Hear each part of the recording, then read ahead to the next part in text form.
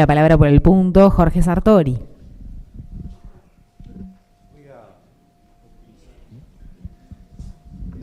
Disruptivo. Buenas tardes, vecinos, vecinas. Es un gusto para el Legislativo de Montevideo estar en esta zona tan particular y con su rica historia, y en este lugar que, como bien decía la edila Patricia Dorrego, construido en 1794, y luego de la refacción y hoy Casa de la Cultura, ser patrimonio histórico nacional. Acá ya se volcaron algunos datos históricos de lo que es el cerro, y le vamos a agregar algunos más. 1830 la jura de la Constitución, y en 1834 comienza a gestarse esta zona, producto de la venida de un terrateniente de nombre Damián Montero, que compró terrenos en la zona con el fin de construir una estancia, y a su vez era un hombre del grupo de la industria de los saladeros. Y evidentemente en una zona despoblada, donde la caminería, por ejemplo, para venir de la Ciudad Vieja para acá no existía, y hubo que llevar una idea al gobierno de aquel entonces, y en un principio era complicado entenderlo, y posteriormente, después de varias idas y vueltas, se funda lo que en aquel momento, como bien han dicho los que me antecedieron al uso de la palabra, la Villa Cosmópolis, que fue un nombre presentado por el propio Damián Montero. Y finalmente, el 9 de septiembre de 1834, se legaliza la zona con este nombre.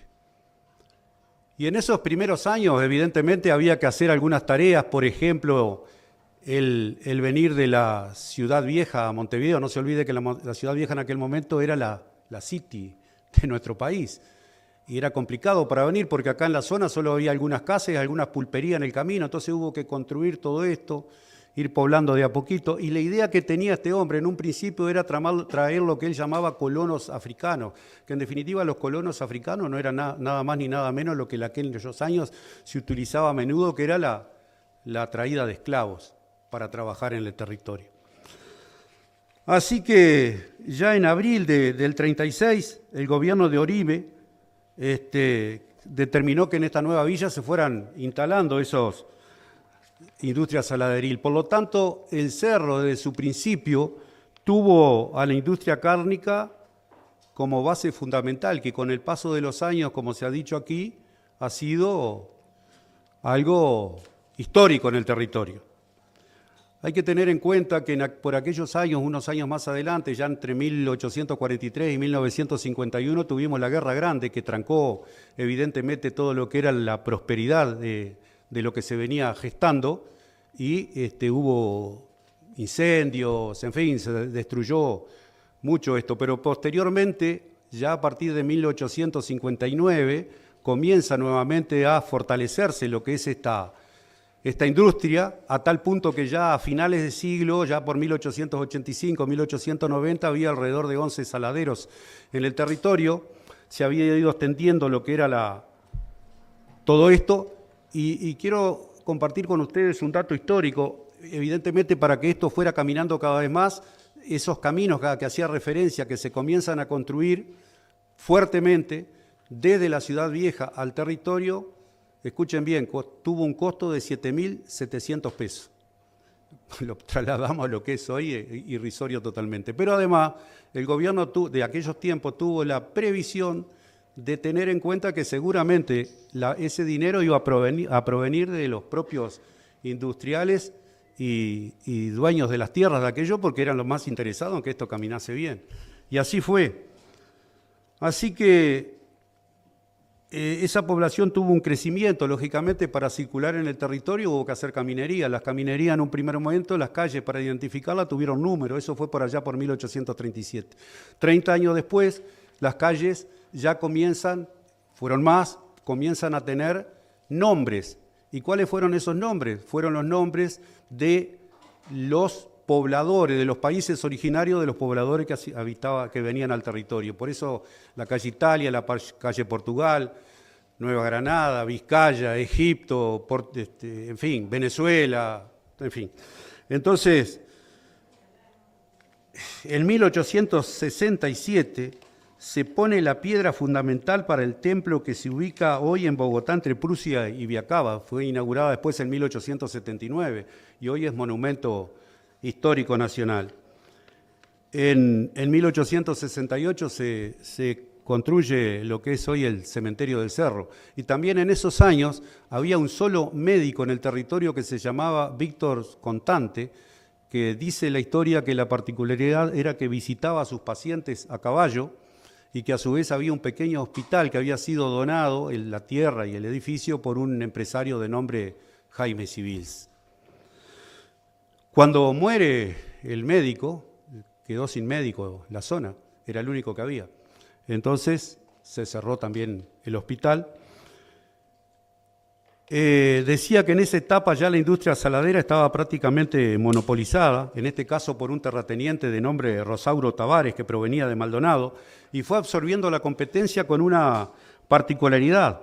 Había conseguido una fórmula, no se sabe cómo, de mayor tiempo de todo lo que estaba en el saladero, y evidentemente fue destruyendo o quedando sin competencia.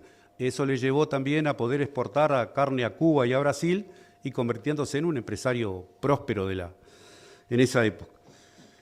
El transporte llega en 1871, producto del crecimiento de la zona, y con un tranvía tirado a caballo. Después fue sustituido a principios de la década del 10 por el tranvía eléctrico, pero también había desde la zona de la Ciudad Vieja lo llamado el vaporcito del Cerro, que tardaba 15 minutos en llegar de la Ciudad Vieja a la zona. En 1902 se instala el primer frigorífico, que era Frigorífica Uruguaya, que eran capitales uruguayos, luego el CIF, el Armur, que llegan en 1912. En 1913, como bien decía el edil Acuña, se le da el nombre oficial a la Villa del Cerro porque dejó de ser poblado, de acuerdo ya a la característica y el crecimiento que estaba teniendo. En 1917 viene el Frigorífico Nacional. En 1920 se inaugura el actual club de golf con capitales estadounidenses y el 1900... Frigorífico Artigas, dije, me había equivocado. En 1917 fue el Frigorífico Artigas. Pido disculpas, que conten actas. En 1920 es el frigorífico... En 1928 el Frigorífico Nacional, con el propósito de actuar como testigo, con el cometido de industrializar, exportar, guardar en depósitos y vender productos y subproductos de las industrias agropecuarias. Y se le otorgó además el monopolio de la faena para abastecer Montevideo. En tiempos donde la capital del país había 600.000 habitantes, los frigoríficos de esta zona empleaban 6.000 obreros. Estamos hablando del 1% de la población total de Montevideo trabajaba en este territorio. Y a partir de la década del 40 fueron tiempos de crecimiento a raíz de la Segunda Guerra Mundial y de la política industrializadora promovida por en aquel momento el Estado ballista de ese entonces, con políticas sociolaborales integradoras, la creación del Consejo de Salario en el 43, y es de destacar que en ese 43 nace la FOICA, histórica FOICA, que es todo un símbolo de las luchas de los obreros de la carne en defensa de la fuente laboral. Se podrían escribir libros enteros de esas largas historias de lucha. Otras actividades como el dique nacional que reparaba barcos, un textil de nombre Pedro Sáenz, que era el mismo de la FUNSA, pequeñas oficinas públicas, comercio, hace que a mediados de los 60 hubiera, según el censo del 16 de octubre del 63, 47.000 habitantes en esta zona. Después la crisis de los años 50 hizo que la situación se fuese complicando al punto de la retirada de la firma Swift, que además patrocinaba 2 frigoríficos. Ahí la creación del establecimiento frigorífico del Cerro, S.A., la EFSA, absorbió esos frigoríficos en forma de cooperativa por varios años hasta el cierre. Y el Frigorífico Nacional siguió y después fue cerrado por la dictadura en el 78. Fueron épocas de duras luchas obreras en defensa de la fuente de trabajo, y marcando a este territorio como una zona típica de trabajadores comprometidos con su clase y conscientes de la unidad para defender sus intereses. Esta zona, acostumbrada a vivir y trabajar en el territorio, como bien se dijo por acá, tuvo que adaptarse a buscar otros rumbos en el mismo departamento, o fuera de él, pero nunca perdió su esencia ni sus raíces. En el cerro de los años 40 a los 60 se consolidaron familias, y es de destacar también que la participación femenina en los ámbitos laborales, así como también en la lucha que hacíamos referencia por la defensa de sus derechos. La huelga frigorífica de los años 40, así como la de los textiles de los 50, hicieron que la solidaridad fuese una marca en el orillo de esta zona. Los trabajadores, hombres y mujeres, pensaban y construían el barrio en conjunto. En los años 60, en medio de las masivas movilizaciones estudiantiles, acá en Montevideo, en particular del nivel secundario, también hubieron intensas luchas obreras sumadas a los estudiantes del Liceo 11 y de la propia UTU. Los obreros ocupando el frigorífico nacional y los estudiantes del liceo, y junto a los vecinos cerraban la entrada por el puente pantanoso. En septiembre del 68 hubo muchos enfrentamientos entre vecinos del Cerro y la policía, con barricada y control de ómnibus y de supermercados por los obreros y las obreras. En 1969 se produce la gran huelga frigorífica, que fue de abril a medianos de agosto, culminando con una transacción. Se perdió lo que en aquellos años había sido una gran conquista de los trabajadores de la carne, que eran 2 kilos de carne diaria, y fue a cambio de una compensación en dinero que fue perdiendo valor por la fuerte inflación de la época. Recordemos que estamos hablando de 1968, 1969. Por una cuestión de orden, tiene la palabra la edila Mara Paracampo. Para solicitarle extensión en el tiempo. Se pone a consideración la propuesta de la edila. 2021 aprobado. Puede continuar el uso de la palabra, Edil Sartori. Muchas gracias. Decía que se produce la gran huelga y se pierde esos 2 kilos por la inflación de la época, muchos despidos y cierre de sesiones del frigorífico. En este punto me quiero detener porque esta historia de las luchas de los trabajadores del frigorífico, tengo el honor de estar en la militancia hoy día, ya jubilado, con un símbolo de esta zona, que es Sisto Amaro, hoy presidente de la Organización de Trabajadores, de Jubilados y Pensionistas del Uruguay, con el cual he compartido horas de charla y de intercambio y de conocimiento con toda la experiencia que él nos vuelca a los que somos unos años menores, pero evidentemente es toda una historia y desde acá quiero recordarlo junto con ustedes al compañero que está con algunos problemitas de salud viviendo allá por Atlántida. Hoy estuve en la mañana saludándolo. Entonces, los cambios de la estructura de la producción de la carne en el mundo en general y en Uruguay en particular se descentralizaron en pequeñas fábricas fuera de Montevideo con trabajadores con poca experiencia asociativa, más vulnerables en el contexto autoritario de esos años. Y con el paso del tiempo, los nuevos sindicatos formados por esos nuevos trabajadores y trabajadoras llevaron adelante nuevas e importantes luchas. Después del golpe de Estado en el 73, el Cerro pasó a ser un barrio dormitorio, aunque sin perder su esencia de clase. En el Cerro de hoy se destaca la solidaridad como una forma de recordar, a mi juicio, la memoria histórica. Y no quiero terminar esto sin recordar lo que son algunas de las instituciones deportivas de esta zona.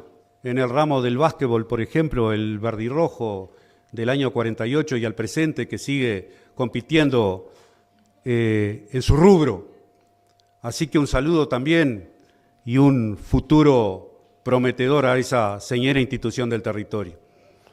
Lo que es el Rampla Junior, fundado el 7 de enero de 1914, con la particularidad que nació en la aduana y en el 19 se trasladó para acá, para el Cerro. Fue vicecampeón uruguayo amateur en el 2023, ganó el campeonato de 1927, y acá me detengo un minuto para mencionar a un grande e histórico de Cerro, que fue Pedro el Indio Arispe, que además hay una calle en el territorio con su nombre. Fue campeón sudamericano con la selección uruguaya en el 24, fue campeón olímpico en el 24 en París, Colombes, y campeón olímpico en Ámsterdam en 1928.